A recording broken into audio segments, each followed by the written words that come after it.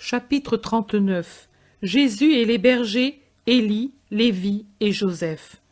Les collines se font beaucoup plus élevées et boisées que celles de Bethléem et s'élèvent toujours plus, formant une vraie chaîne de montagnes. Jésus monte en tête, scrutant en avant, autour, comme s'il cherchait quelque chose. Il ne parle pas, il écoute plutôt les bruits des bois que les paroles des disciples, quelques mètres à l'écart en arrière de lui, et qui parlent entre eux. Une sonnaille se fait entendre au loin, mais le vent apporte le son de la clochette.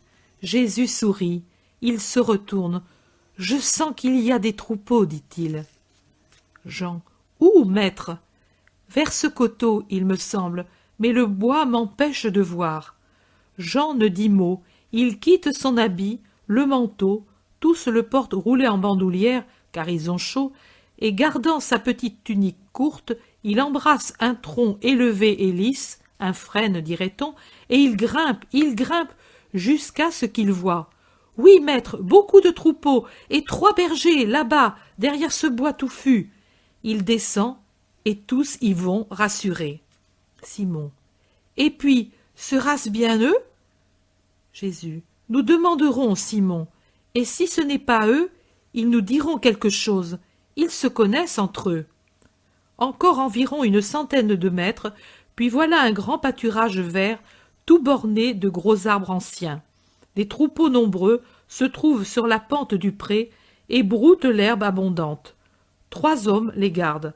L'un est âgé, déjà tout blanc, les autres sont l'un vers la trentaine, l'autre vers la quarantaine environ. Judas. « Attention, maître, ce sont des pâtres !» conseille Judas en voyant que Jésus presse le pas. Mais Jésus ne répond même pas. Il avance, grand, beau, le visage éclairé par le soleil couchant dans son blanc vêtement. On dirait un ange, tant il est lumineux. « La paix soit avec vous, amis, dit-il, quand il est sur la limite du pré. Les 3 se retournent étonnés. Un silence, puis le plus ancien demande « Qui es-tu » ? « Quelqu'un qui t'aime. »« Tu serais le premier depuis de nombreuses années. D'où viens-tu » ?« De la Galilée. »« De la Galilée ? Oh !»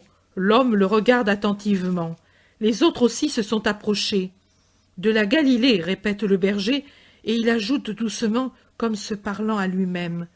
Lui aussi venait de Galilée. « De quel endroit, Seigneur ?»« De Nazareth. »« Oh, dis-moi, alors, y est-il revenu un bambin avec une femme qui s'appelait Marie et un homme nommé Joseph? Un bambin beau encore plus que sa mère? On n'a jamais vu de fleurs plus belles sur les collines de Juda. Un petit, né à Bethléem de Juda, au temps de l'édit? Un bambin fugitif ensuite pour le bonheur du monde. Un bambin que je donnerai ma vie pour le savoir sûrement vivant, et maintenant un homme? Pourquoi dis-tu que ça a été une grande chance pour le monde que sa fuite? Parce que lui c'était le Sauveur, le Messie, et que Hérode voulait sa mort. Je n'étais pas là quand lui s'est enfui avec son père et sa mère, quand j'appris le massacre et je revins, car moi aussi j'avais des enfants. Il sanglote. Seigneur, et une femme, il sanglote encore, et que je les vis massacrés, il sanglote. Mais je te jure par le Dieu d'Abraham que pour lui je tremblais plus que pour ma propre chair quand j'appris qu'il s'était enfui. Et pourtant je ne pouvais m'informer et ne pus retrouver les miens égorgés. À coups de pierre, comme un lépreux, comme un impur, j'ai été pris pour un assassin. Et j'ai dû m'enfuir dans les bois, vivre comme un loup, jusqu'à ce que je trouve un maître. Oh, ce n'est plus Anne. Celui-ci est dur et cruel. Si une brebis se blesse, si le loup m'emporte un agneau, ou être bâtonné jusqu'au sang, ou bien perdre mes petites économies, travailler dans les bois pour les autres, faire n'importe quoi, mais payer toujours le triple de la valeur. Mais n'importe, j'ai toujours dit au Très-Haut, fais-moi voir ton Messie, fais-moi savoir au moins qu'il est vivant et tout le reste n'est rien. Seigneur, Je t'ai dit comme j'ai été traité par les Bethléemites et comme je suis traité par le patron. J'aurais pu rendre le mal pour le mal ou faire le mal en volant pour ne pas souffrir de la part du Maître.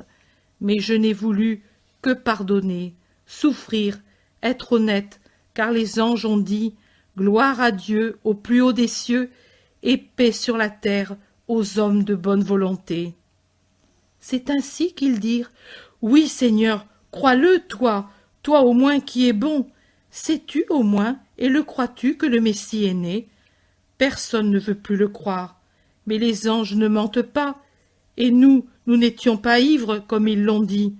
Celui-ci, tu vois, n'était alors qu'un enfant, et il fut le premier à voir l'ange. Il ne buvait que du lait, lui. Est-ce que le lait peut enivrer? Les anges ont dit, aujourd'hui, dans la cité de David est né le Sauveur, qu'est le Christ, le Seigneur. Vous le reconnaîtrez à ceci.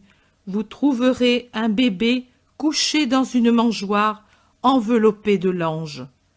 C'est exactement cela qu'ils ont dit. N'avez-vous pas mal entendu? Ne vous trompez-vous pas depuis si longtemps? Oh non, est-ce vrai, Lévi? Pour ne pas l'oublier, d'ailleurs, nous ne l'aurions pas pu, car c'étaient des paroles du ciel et qui s'étaient gravées en lettres de feu dans nos cœurs, tous les matins, tous les soirs, au lever du soleil, quand brille la première étoile, nous le disons comme une prière pour en avoir bénédiction, force et réconfort, avec son nom à lui et le nom de la mère. Ah, vous disiez Christ? Non, Seigneur, nous disions gloire à Dieu au plus haut des cieux et paix sur la terre aux hommes de bonne volonté, par Jésus le Christ qui est né de Marie dans une étable de Bethléem et qui, enveloppé dans des langes, était dans une mangeoire. C'est lui qui est le sauveur du monde. Mais en somme, qui cherchez-vous? Jésus le Christ, fils de Marie, le Nazaréen, le Sauveur. C'est moi. Jésus s'illumine à ces paroles en se manifestant à ses fidèles et tenaces amis, tenaces, fidèles, patients. Toi, ô Seigneur, Sauveur, notre Jésus, les trois sont à terre et baisent les pieds de Jésus, pleurant de joie. Levez-vous, debout, Élie, et toi, Lévi, et toi que je ne connais pas. Joseph, fils de Joseph. Ceux-ci sont mes disciples, Jean galiléen, Simon et Judas juifs. Les bergers ne sont plus prosternés par terre, mais encore à genoux.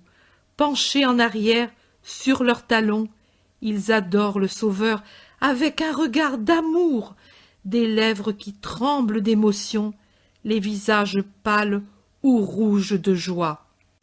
Jésus s'assoit sur l'herbe. « Non, Seigneur, sur l'herbe, non, toi, roi d'Israël, non !»« Laissez, ami, je suis pauvre, un menuisier seulement pour le monde, riche seulement d'amour pour le monde et de l'amour que les bons me donnent. Je suis venu pour rester avec vous, rompre avec vous le pain du soir, dormir sur le foin à côté de vous, recevoir votre réconfort. Oh, réconfort, nous sommes grossiers et persécutés. Persécutés, moi aussi, mais vous me donnez ce que je cherche, l'amour, la fidélité et l'espérance qui résiste après des années et donne sa fleur. Voyez, vous avez su attendre, croyant sans hésitation que c'était moi. Et moi, je suis venu. Oh oui, tu es venu. Maintenant, même si je meurs, je n'ai plus rien qui me peine en fait d'espoir et d'attente. Non, Élie, tu vivras jusqu'après le triomphe du Christ. Toi qui as vu mon aube, tu dois voir ma splendeur. Et les autres, vous étiez 12, Élie, Lévi, Samuel, Jonas, Isaac, Tobie, Jonatas, Daniel, Siméon, Jean, Joseph, Benjamin. Ma mère me disait toujours vos noms, les noms de mes premiers amis. Oh, les bergers sont toujours plus remués. Où sont les autres? Le vieux Samuel est mort de vieillesse. Depuis 20 ans, Joseph, tué en combattant, sur la porte de son enclos, en donnant le temps à son épouse, mère depuis quelques heures, de s'enfuir avec celui-ci que j'ai recueilli par amour pour mon ami, et pour avoir encore des enfants autour de moi. J'ai pris aussi Lévi avec moi. Il était persécuté. Benjamin est berger sur le Liban avec Daniel. Siméon, Jean et Tobie, qui maintenant a pris le nom de Matthias en souvenir de son père, tué lui aussi, sont disciples de Jean. Jonas est sur la plaine d'Esdraelon, au service d'un pharisien. Isaac a les reins malades, dans une misère absolue, et il est seul à Juta. Nous l'aidons comme nous pouvons, mais nous sommes tous battus, et ce sont des gouttes d'eau dans un incendie. Jonatas est maintenant domestique chez un grand de la cour d'Hérode. Comment avez-vous pu, spécialement Jonatas, Jonas, Daniel et Benjamin, trouver ces emplois? Je me souvenais de Zacharie, ton parent. La mère m'avait envoyé vers lui.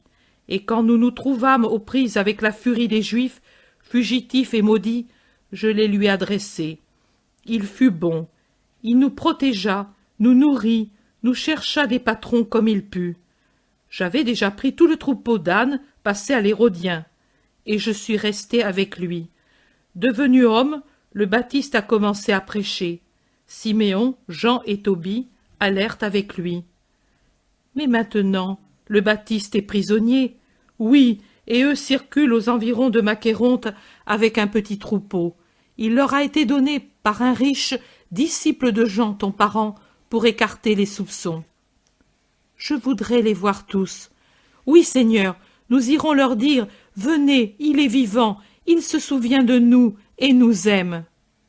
Et il les veut au rang de ses amis. Oui, Seigneur. Mais pour commencer, nous irons voir Isaac. Pour Samuel et Joseph, où sont-ils enterrés? Samuel à Hébron, il resta au service de Zacharie. Joseph n'a pas de tombeau, Seigneur, il fut brûlé avec sa maison. Pas dans les flammes des hommes cruels, mais dans les flammes du Seigneur. Il sera bientôt dans la gloire. Je vous le dis, à toi, Joseph, fils de Joseph, je le dis, viens que je te baise pour dire merci à ton père. Et mes enfants, des anges, Élie, des anges qui rediront le Gloria quand le Sauveur sera couronné. Roi? Non, Rédempteur, ô cortège des justes et des saints, d'abord les phalanges blanches et pourpres des petits martyrs, et après que sera ouverte la porte des limbes, voici que nous monterons ensemble au royaume où l'on ne meurt plus. Et puis, vous verrez et retrouverez Père, Mère et Fils dans le Seigneur. Ayez foi. Oui, Seigneur. Appelez-moi Maître. La nuit tombe, la première étoile se montre, dis ta prière avant le repas. Non, pas moi, toi.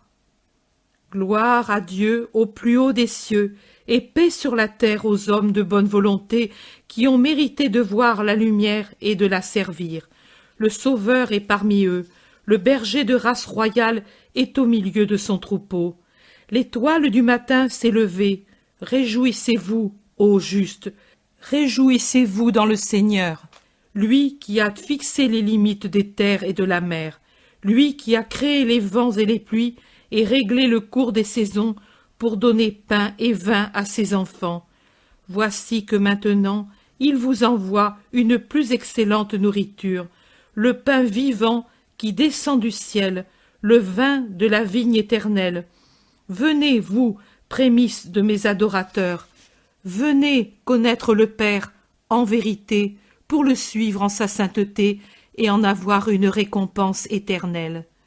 Jésus a prié debout, les bras ouverts, pendant que ses disciples et les bergers se tenaient à genoux. Ensuite on présente du pain et une jatte de lait frais tiré. Comme il y a 3 écuelles, ou 3 courges évidées, je ne sais, c'est d'abord Jésus, avec Simon et Judas, qui mangent, puis Jean, à qui Jésus passe son bol, en même temps que Lévi et Joseph, et en dernier, Élie. Les troupeaux ne broutent plus. Ils ont formé une grande bande, serrés les uns contre les autres, en attendant qu'on les conduise, peut-être à leur enclos. Mais je vois au contraire que les 3 bergers les conduisent dans le bois, sous un hangar rustique de branchages entouré de cordages. Ils se mettent à préparer un lit de foin pour Jésus et ses disciples. On allume des feux, peut-être à cause des bêtes sauvages. Judas et Jean s'étendent et peu après s'endorment. Simon voudrait bien tenir compagnie à Jésus, mais peu après, il s'endort lui aussi, assis sur le foin et le dos appuyé à un pieu. Jésus reste éveillé avec les bergers, et il parle de Joseph, de Marie, de la fuite en Égypte, du retour, et puis après les informations affectueuses, voici des questions plus relevées. Que faire pour servir Jésus? Comment le pourront-ils, eux grossiers bergers? Jésus les instruit et explique. Maintenant je vais à travers la Judée. Vous serez toujours tenus informés par les disciples, puis je vous ferai venir. Rassemblez-vous en attendant. Faites en sorte de vous informer mutuellement de ma présence en ce monde comme maître et sauveur. Faites-le savoir comme vous pourrez. Je ne vous promets pas qu'on vous croira. J'ai essuyé dérision et poursuite. Vous aussi, vous les rencontrerez. Mais comme vous avez su être courageux et juste dans cette attente, soyez-le plus encore maintenant que vous êtes mien. Demain, nous irons à Juta, puis à Hébron. Pouvez-vous venir? Oh oui, les routes sont à tout le monde et les pâturages à Dieu. Seule Bethléem nous est interdite à cause de l'injuste haine. Les autres pays sont au courant, mais nous méprisent seulement en nous traitant d'ivrognes. Aussi, nous ne pourrons faire que peu de choses ici. Je vous appellerai ailleurs, je ne vous abandonnerai pas. Pendant toute la vie? Pendant toute ma vie. Non, c'est moi qui mourrai d'abord, maître. Je suis âgé. Tu le crois? Pas moi. Un des premiers visages que je vis, ce fut le tien, Élie. Ce sera un des derniers. J'emporterai dans ma pupille ton visage bouleversé par la douleur de ma mort. Mais après, c'est à toi de porter en ton cœur la radieuse vision d'un matin triomphal, et c'est avec elle que tu attendras la mort. La mort, la rencontre éternelle avec Jésus, que tu as adoré tout petit. Alors aussi les anges chanteront le Gloria pour l'homme de bonne volonté. Je ne vois plus rien, la douce vision se voile, c'est la fin. Chapitre 40. Jésus à Juta, chez le berger Isaac. Une fraîche vallée que remplit le bruit des eaux qui coulent vers le sud en bondissant et écumant dans un petit torrent d'argent qui fait jaillir sa riante fraîcheur sur les petits pâturages de ses rives, mais il semble que son humidité remonte aussi sur les pentes. C'est une émeraude aux teintes variées qui monte du sol à travers les buissons et les arbustes du sous-bois jusqu'à la cime des arbres de haute futaie, parmi lesquels des noyers nombreux, du bois proprement dit entrecoupé de clairières qui sont de verts plateaux d'herbes grasses, pâturages sains où les troupeaux refont leur force. Jésus descend avec les siens et les 3 bergers vers le torrent. Patiemment, il s'arrête quand il faut attendre une brebis qui s'attarde ou l'un des bergers qui doit courir après un agneau qui a perdu son chemin. C'est exactement le bon berger maintenant. Lui aussi s'est muni d'une longue branche pour écarter les tiges des ronces et des aubépines et des clématites qui surgissent de tous côtés et cherchent à s'agriffer aux vêtements. Et cela complète sa physionomie pastorale.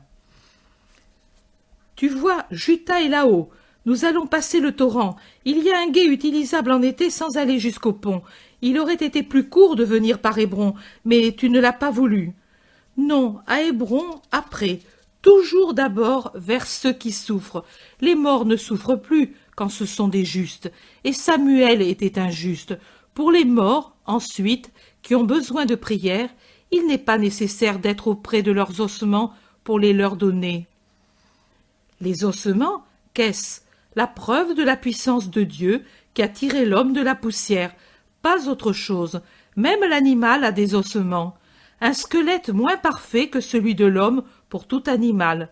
Seul l'homme, le roi de la création, a la position droite du roi qui domine ses sujets, avec un visage qui regarde en face et en haut, sans avoir besoin de tordre le cou. En haut, là où se trouve la demeure du Père. Mais ce sont toujours des ossements, poussière qui retourne à la poussière.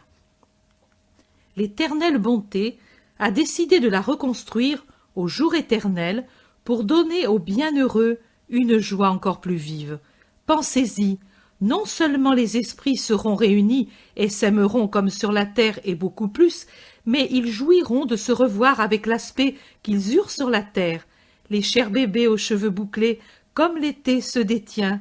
Élie, les pères et les mères, au cœur et au visage resplendissant d'amour, comme les vôtres, Lévi et Joseph. Et même pour toi, Joseph, ce sera enfin la vision de ces visages dont tu as la nostalgie. Plus d'orphelins, plus de veufs parmi les justes là-haut. Les suffrages pour les morts, on peut les donner partout. C'est la prière d'un esprit pour un esprit qui nous était uni à l'esprit parfait qui est Dieu et qui est partout. Ô sainte liberté de tout ce qui est spirituel, pas de distance, pas d'exil, pas de prison, pas de tombeau, rien qui divise et enchaîne à une impuissance pénible ce qui est en dehors et au-dessus des liens charnels. Vous allez, avec ce qu'il y a de meilleur en vous, vers vos bien-aimés. Eux vous rejoignent avec ce qu'ils ont de meilleur, et tout dans ces effusions d'esprit qui s'aiment évolue autour du feu éternel de Dieu, esprit absolument parfait, créateur de tout ce qui fut et sera, amour qui vous aime et vous apprend à aimer. Mais nous voici au gué, je crois. Je vois une rangée de pierres qui affleure au peu d'eau qu'il y a sur le fond. Un berger. Oui, c'est celui-là, maître. En temps de crue, c'est une bruyante cascade. Maintenant, ce n'est plus que 7 ruisselets qui rient en passant dans les intervalles des 6 grosses pierres du gué. En fait, 6 grosses pierres, à peu près taillées, sont posées à un bon empan l'une de l'autre sur le fond du torrent, et l'eau, qui formait d'abord un unique ruban brillant, se sépare en 7 petits rubans pressés, dans sa course riante, de se réunir au-delà du gué en une fraîcheur unique qui s'éloigne en courant, tout en bavardant avec le gravier du fond. Les bergers surveillent le passage des brebis qui, en partie, passent sur les pierres et en partie préfèrent descendre dans l'eau, qui n'a pas plus d'un empan de profondeur, et boire cette onde diamantine qui écume et qui rit. Jésus passe sur les pierres, et derrière lui les disciples. Ils reprennent la marche sur l'autre rive. Élie. Tu m'as dit que tu veux faire savoir à Isaac que tu es ici, mais sans entrer dans le pays. Oui, c'est ce que je veux. Alors ce serait bien de se séparer. Moi, j'irai le trouver. Lévi et Joseph resteront avec le troupeau et avec vous. Je monte d'ici, ce sera plus rapide. Et Élie se met à gravir la pente vers un groupe de maisons toutes blanches qui resplendissent au soleil tout là-haut.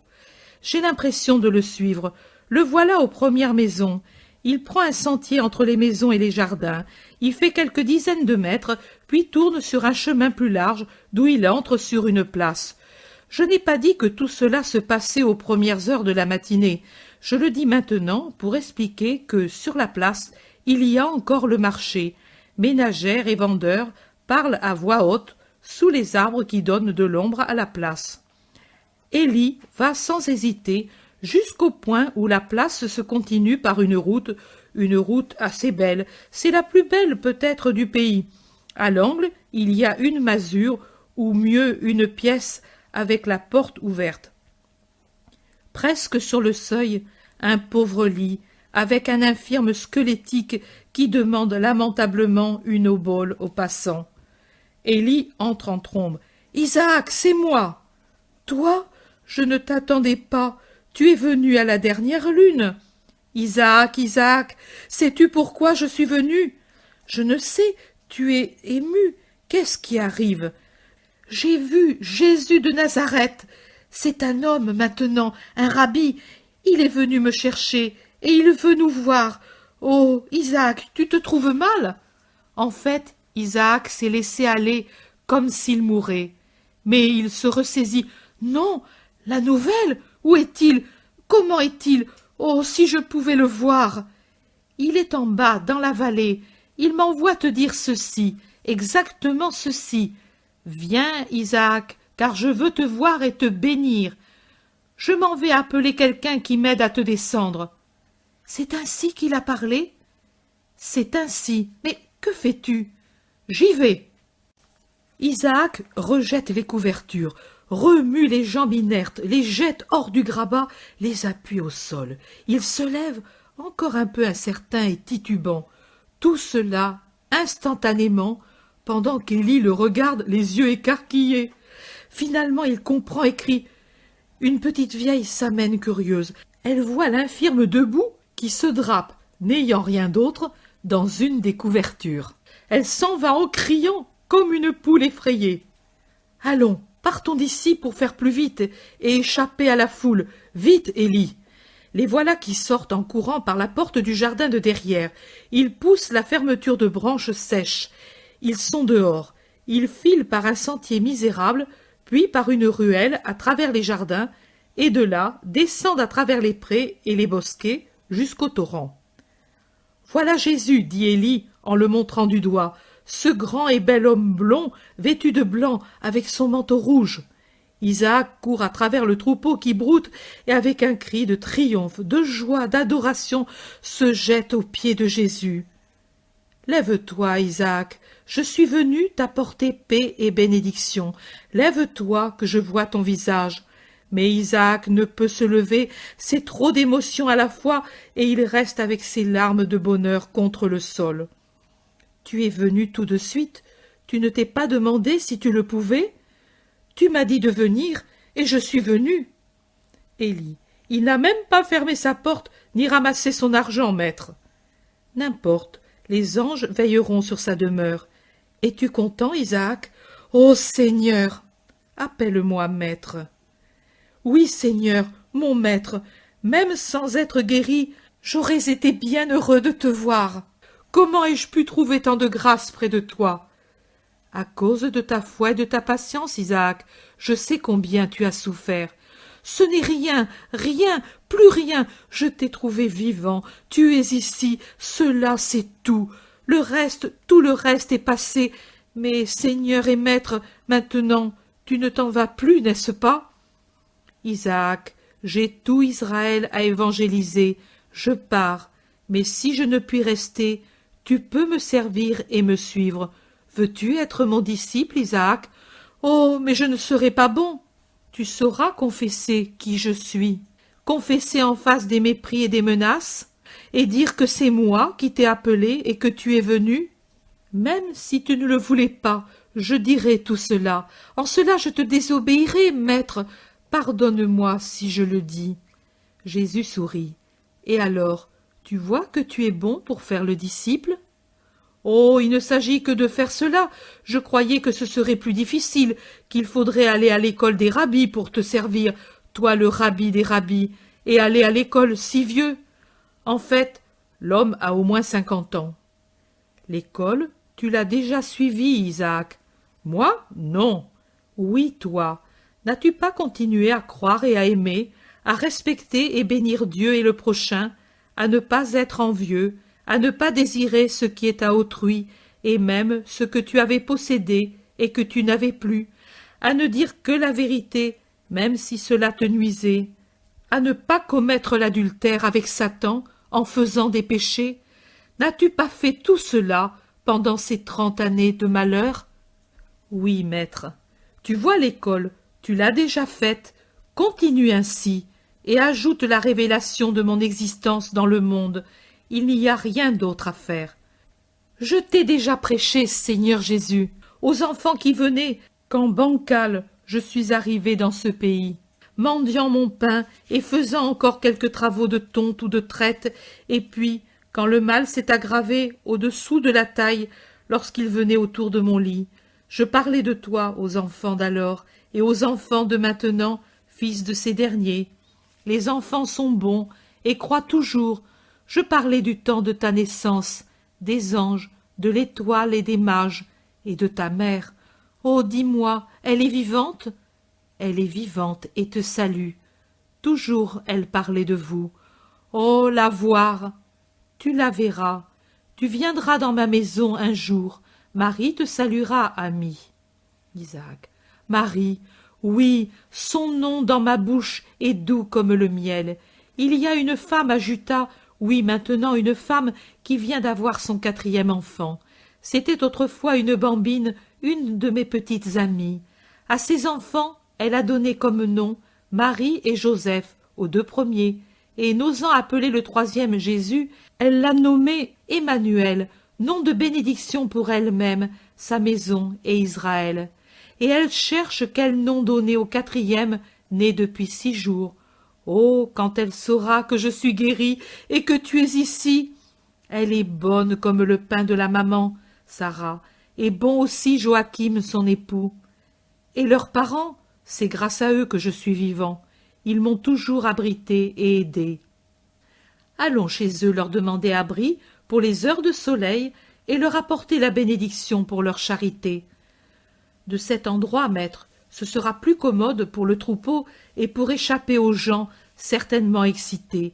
La vieille qui m'a vu me dresser debout a certainement parlé. Ils suivent le torrent, le laissent plus au sud pour prendre un sentier qui monte, plutôt rapide, en suivant un éperon de la montagne qui est fait comme la proue d'un navire. Maintenant le torrent est en direction opposée de la montée et court dans le fond entre 2 rangées de montagnes qui se coupent en formant une belle vallée accidentée. Je reconnais l'endroit, c'est impossible de confondre, c'est celui de la vision de Jésus et des enfants que j'ai eu le printemps dernier. Le muret bien connu en pierre sèche limite la propriété qui coupe la vallée. Voici les prés, avec les pommiers, les figuiers, les noyers. Voici la maison blanche sur un fond de verdure, avec son aile en saillie qui protège l'escalier, qui fait portique et abri. Voici la petite coupole tout en haut. Voici le potager avec le puits, la tonnelle et les parterres. Grand bruit de voix dans la maison. Isaac s'avance. Il entre et demande à grands cris « Marie, Joseph, Emmanuel, où êtes-vous? Venez vers Jésus !» Les 3 petits accourent, une fillette de 5 ans environ et 2 garçons de 4 et 2 ans, le dernier au pas encore incertain. Ils restent bouche bée en présence du ressuscité. Puis la bambine crie « Isaac, maman, Isaac est ici, Judith a bien vu !» D'une pièce où l'on mène grand bruit, sort une femme, la mère, florissante, brune, grande, belle, de la vision lointaine, toute belle en ses vêtements de fête. Un habit de lin blanc, c'est comme une riche chemise qui descend avec des plis jusqu'aux chevilles, serrée à ses flancs plutôt forts par un châle de plusieurs couleurs qui modèle des hanches puissantes en retombant avec des franges à la hauteur des genoux en arrière et qui reste ouvert par devant après s'être croisé à la hauteur de la ceinture sous une boucle de filigrane. Un voile léger, avec des branches de rose de couleur sur un fond havane, est fixé sur les tresses noires comme un petit turban, et puis descend de la nuque avec des ondulations et des plis sur les épaules et la poitrine. Une couronne de petites médailles reliées par des anneaux la fixe sur la tête. Des boucles d'oreilles descendent avec des anneaux pesants. La tunique est tenue serrée par un collier d'argent qui passe par les œillets du vêtement. Au bras, des lourds bracelets d'argent. « Isaac, mais comment? Judith, je croyais que le soleil l'avait rendue folle. Tu marches? Mais qui a-t-il eu? » Isaac. « Le Sauveur. Oh, Sarah, c'est lui, il est venu. »« Qui? Jésus de Nazareth? Où est-il? »« Là, derrière le noyer qui demande si on le reçoit. »« Joachim, mère, vous tous, venez, c'est le Messie. » Femmes, hommes, garçons, bébés sortent en criant, mais quand ils voient Jésus, grand et majestueux, ils restent intimidés et comme pétrifiés. La paix à cette maison et à vous tous, la paix et la bénédiction de Dieu. Jésus marche lentement, souriant vers le groupe. « Amis, voulez-vous donner asile aux voyageurs ?» Et il sourit plus encore. Son sourire triomphe des craintes. L'époux a le courage de parler. « Entre, Messie, nous t'avons aimé sans te connaître, nous t'aimerons davantage après avoir fait ta connaissance. La maison est en fête pour 3 choses aujourd'hui, pour toi, pour Isaac et pour la circoncision de mon 3e garçon. Bénis-le, maître. Femme, apporte le bébé. Entre, Seigneur. Ils entrent dans une pièce préparée pour la fête. Tables et mets, tapis et branchages partout. Sarah revient avec un beau nouveau-né entre les bras. Elle le présente à Jésus. Dieu soit avec lui toujours. Quel nom a-t-il? Aucun. Celle-ci, c'est Marie. Celui-là, Joseph. Cet autre, Emmanuel. Pour le dernier, il n'a pas encore de nom. Jésus regarde en face le groupe des 2 époux et sourit. Cherchez un nom, s'il doit être circoncis aujourd'hui. Les 2 se regardent, le regardent, ouvrent la bouche, la referment sans rien dire. Tous sont attentifs. Jésus insiste. L'histoire d'Israël compte tant de grands noms, de doux noms, des noms bénis. Les plus doux, les plus bénis sont déjà donnés, mais peut-être y en a-t-il encore quelque autre. Les 2 époux s'écrient ensemble. « Le tien, Seigneur !» Et l'épouse ajoute « Mais il est trop saint !» Jésus sourit et demande « Quand sera la circoncision ?» Nous attendons l'opérateur. Je serai présent à la cérémonie. En attendant, je vous remercie pour mon Isaac. Maintenant, il n'a plus besoin des bons. Mais les bons ont encore besoin de Dieu. Vous avez appelé le 3e, Dieu avec nous. Mais Dieu, vous l'avez depuis que vous avez eu de la charité pour mon serviteur. Soyez bénis. Sur la terre et au ciel, on se souviendra de votre acte. Isaac s'en va maintenant, il nous laisse. Vous en souffrez, mais lui doit servir son maître. Puis il reviendra, et moi aussi je reviendrai. Vous, pendant ce temps, vous parlerez du Messie. Il en faut tant dire pour convaincre le monde. Mais voici celui qu'on attend. Un personnage solennel entre avec un aide. Salut et inclination. « Où est le bébé ?» demande-t-il avec hauteur. « Il est ici. Mais salut le Messie, il est ici. »« Le Messie? Celui-là qui a guéri Isaac? Je sais, mais nous en parlerons après. Je suis très pressé. Le bébé et son nom. » Les personnes présentes sont mortifiées des façons de l'homme, mais Jésus sourit comme si les impolitesses ne s'adressaient pas à lui. Il prend le petit, touche de ses beaux doigts le petit front, comme pour le consacrer, et dit « Son nom est Jésaïe », et il le rend à son père, qui, avec l'homme hautain et les autres, va dans une pièce voisine. Jésus reste où il est, jusqu'au retour de l'enfant, qui fait entendre des cris désespérés. « À moi le bébé, femme, il ne pleurera plus, » dit-il pour réconforter la mère angoissée. Le bébé, sur les genoux de Jésus, se tait effectivement.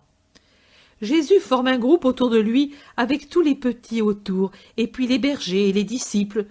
Dehors, ce sont les bêlements des brebis qu'Élie a enfermées dans un enclos. Dans la maison, le bruit de la fête. On porte à Jésus et aux siens des friandises et des boissons, mais Jésus les distribue aux petits. « Tu ne bois pas, maître, tu n'acceptes pas, c'est de bon cœur. »« Je le sais, Joachim, et je les accepte cordialement, mais laisse-moi faire plaisir aux petits, c'est ma joie. »« Ne t'occupe pas de cet homme, maître. »« Non, Isaac, je prie pour qu'il voie la lumière. Jean, conduis les 2 petits pour voir les brebis. Et toi, Marie, viens plus près et dis-moi, qui suis-je ? Tu es Jésus, fils de Marie de Nazareth, né à Bethléem. Isaac t'a vu et m'a donné le nom de ta mère pour que je sois bonne. Bonne comme l'ange de Dieu, pure plus qu'un lys éclos au sommet de la montagne, pieuse comme le Lévite le plus saint doit l'être pour l'imiter. Seras-tu cela? Oui, Jésus. Dis, Maître ou Seigneur, enfant. Laisse-la m'appeler par mon nom, Judas. Ce n'est qu'en passant sur des lèvres innocentes qu'il ne perd pas le son qu'il a sur les lèvres de ma mère.